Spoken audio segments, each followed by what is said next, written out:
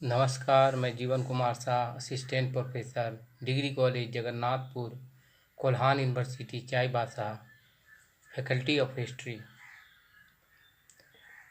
आज मैं सेमेस्टर 5 के ऑनर्स के विद्यार्थी को एक टॉपिक्स के बारे में बताने जा रहा हूँ, जिस टॉपिक्स का नाम है सुभाष चंद्र बोस और इंडियन नेशनल आर्मी।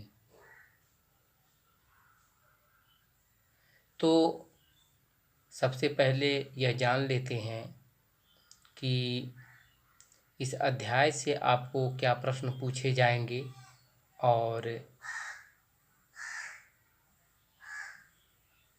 आपको यह संभावित प्रश्नों के तौर पर मैं ये बताए जा रहा हूँ कि आपको परीक्षा में पूछे जा सकते हैं कि सुभाष चंद्र बोस पर एक संक्षिप्त टिप्पणी लिखें या सुभाष चंद्र बोस के जीवनी पर विस्तार पूर्वक वर्णन करें। तो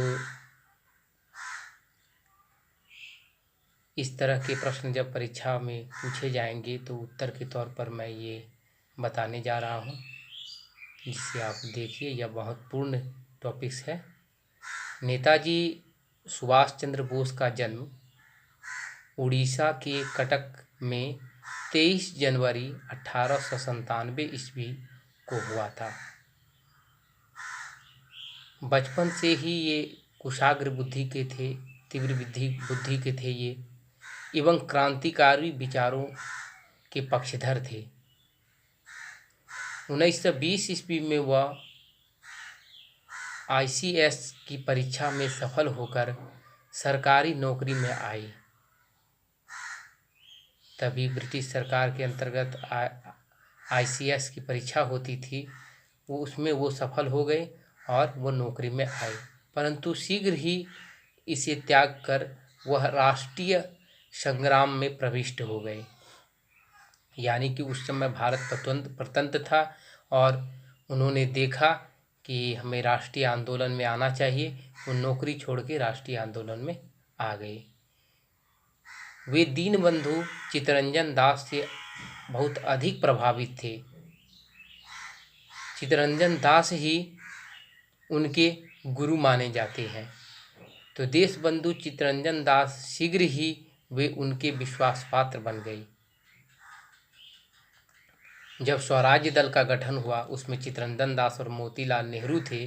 तो इसमें स्वराज्य दल में भी चित्तरंजन दास थे। तो अब उन्होंने अपने आदर्शों के प्रचार की जिम्मेवारी अपने ऊपर ली थी। जो चित्तरंजन दास के जो स्वराज्य दल के इनके आदर्श थे, इनके प्रचार की जिम्मेवारी इनके ऊपर दी गई और इसने इस जिम्मेवारी को बहुत खूबी ढंग से, बहुत अच्छे ढंग से निभाया। 1924 ईस्वी में वे कलकत्ता निगम के मुख्य कार्यकारी अधिकारी चुने गए। उनके क्रांतिकारी विचारों के चलते उन्हें गिरफ्तार कर मांडले जेल, जो बर्मा में है, 3 वर्ष के लिए निर्वासित कर दिया गया भारत से। वे कुछ क्रांतिकारी, इतने क्रांतिकारी विचार के थे, उन्हें ब्रिटिश सरकार ने उसे गिरफ्तार करके बर्मा जेल 3 वर्षों के लिए भेज दिया गया। जेल से वापस वो आने के बाद वे फिर राजनीति में, कांग्रेस की राजनीति में सक्रिय हो गए। यानी कांग्रेस की राजधानी में पुनः राजनीति में वह पुनः भाग लिए। नेहरू के साथ उन्होंने कांग्रेस के अंदर वामपंथी मोर्चा बनाया और दक्षिणपंथी कांग्रेसियों की नीति की कूट आलोचना की। वे वामपंथी एक मोर्चा बनाए और दक्षिणपंथी राजनीति की कांग्रेसियों की कूट आलोचना भी की। गांधी जी इन नीतियों का विरोध करते थे। गांधी के प्रयासों के बावजूद भी उसके प्रत्याशी पट्टाभी सीतारमैया को पराजित किया। जब कांग्रेस का प्रचार चल रहा था तो गांधी जी ने कहा था कि पट्टाभी रमैया को मत देखो, पट्टाभी रमैया खड़ा हुआ यानी कि मुझे वोट देना, उसे वोट देने के बराबर मुझे दे देना। जब पट्टाभी रमैया को सुभाष चंद्र बोस ने हरा दिया तो महात्मा गांधी स्वयं अपने मुंह से बोले थे, यह पट्टाभी रमैया की हार नहीं, यह मेरी हार है। यानी कि कांग्रेस में वो इतने ज़्यादा पकड़ बना रहे थे कि महात्मा गांधी के भी प्रत्याशी को वो उसने हरा दिया। 1939 ईस्वी में त्रिपुरा अधिवेशन के वे अध्यक्ष चुने गए कांग्रेस अधिवेशन में। इसके कांग्रेस के अंदर गुटबाजी बढ़ गई, महात्मा गांधी निष्क्रिय हो गए और उन्होंने महात्मा गांधी को निष्क्रिय देखकर कांग्रेस से त्यागपत्र दिया और उसके इस्तीफा दिए जाने के बाद फॉरवर्ड ब्लॉक की स्थापना दी। जब वे इस्तीफा दिए तो डॉक्टर राजेंद्र प्रसाद ने इनका पद को ग्रहण किया। यानी कि त्रिपुरी अधिवेशन में इस्तीफा देने के बाद डॉक्टर राजेंद्र प्रसाद ने उस पद को, अध्यक्ष के पद को ग्रहण किया। फॉरवर्ड ब्लॉक की स्थापना उन्होंने की थी 1939 ईस्वी में ही, और 1941 ईस्वी में नज़रबंदी में रहते हुए भी वो भागकर काबुल चले गए। फिर मास्को के रास्ते उन्होंने बर्लिन पहुंचा। वहां उन्होंने युद्धबंदी भारतीयों को संगठित कर अंग्रेजों के विरुद्ध सशस्त्र संग्राम की तैयारी शुरू कर दी। यही उनकी सबसे बड़ी क्रांतिकारी जन्म है और उन्होंने द्वितीय विश्व युद्ध में जो बंदी हो गए थे, जो भारतीय सैनिक बंदी हो गए थे, उन्हें संगठित कर अंग्रेजों के विरुद्ध तैयारी शुरू कर दी। बर्लिन से वो जापान चले गए। वहाँ वे रास बिहारी बोस द्वारा स्थापित, वहाँ एक रास बिहारी बोस थे, उनके द्वारा वो एक स्थापित की गई थी भारतीय स्वतंत्रता लीग, यानी इंडियन इंडिपेंडेंस लीग के अध्यक्ष भी बने रास बिहारी बोस के। वे भारतीय राष्ट्रीय सेना, इंडियन नेशनल आर्मी का गठन किया। उन्होंने सिंगापुर में 1943 ईस्वी में स्वतंत्र भारत की अस्थायी सरकार बनाई। सिंगापुर में उसने स्वतंत्र भारत का एक अस्थायी सरकार की भी निर्माण कर ली। जापानी सहयोग से उन्हें भारत पर सशस्त्र आक्रमण की योजना बनाई थी और उस पर वो कार्य करने भी लगे थे। देशवासियों को संबोधित करते हुए उसने कहा था, तुम मुझे खून दो और मैं तुम्हें आज़ादी दूंगा। यानी कि तुम अपने बेटे दो, हमारा साथ दो और मैं तुम्हें आज़ादी दूंगा।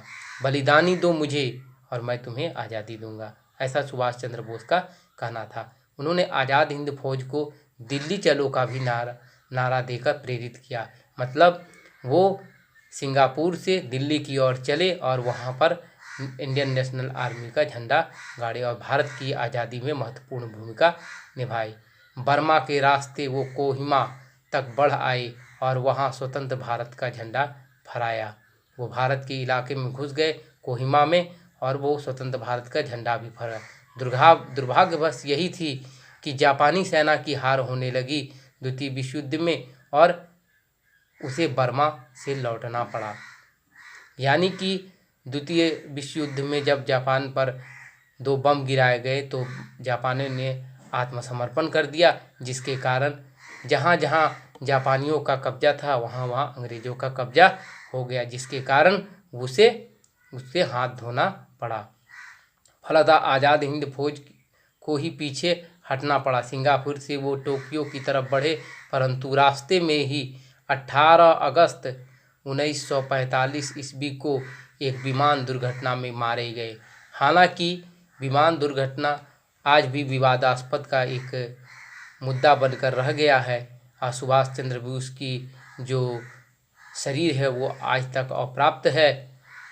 ये घटना विवादास्पद में ही रहा।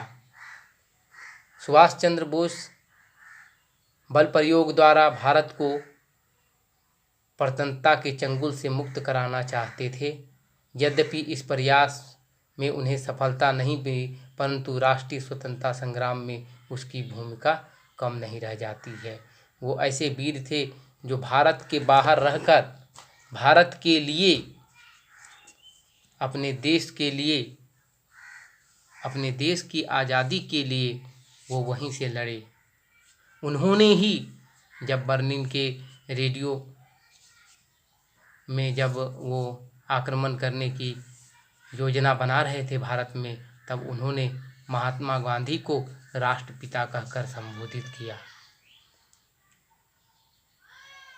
हालांकि वो महात्मा गांधी से कुछ समय के लिए रुष्ट हुए, लेकिन उसे ही उन्होंने राष्ट्रपिता कहकर संबोधित किया। इतने उच्च विचार वाले सुभाष चंद्र बोस देश से बाहर निर्वासित होकर और पलायन होकर नज़रबंदियों से छुपकर भारत से बाहर चले गए और उन्होंने हिटलर से भी मदद मांगी थी।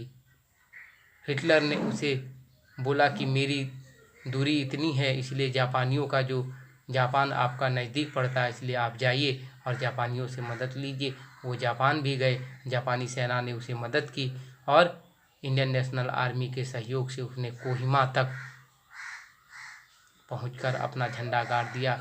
यह भारत के जो सुभाष चंद्र बोस थे, इनकी इंडियन नेशनल आर्मी का गठन कर, हालांकि बाद में इंडियन नेशनल आर्मी के कुछ सेनापतियों पर ब्रिटिश सरकार द्वारा मुकदमा भी चला, लेकिन जवाहरलाल नेहरू, मूला देसाई जैसे कुछ लोग थे जो अपनी पैरवी करके उन्हें बरी किया।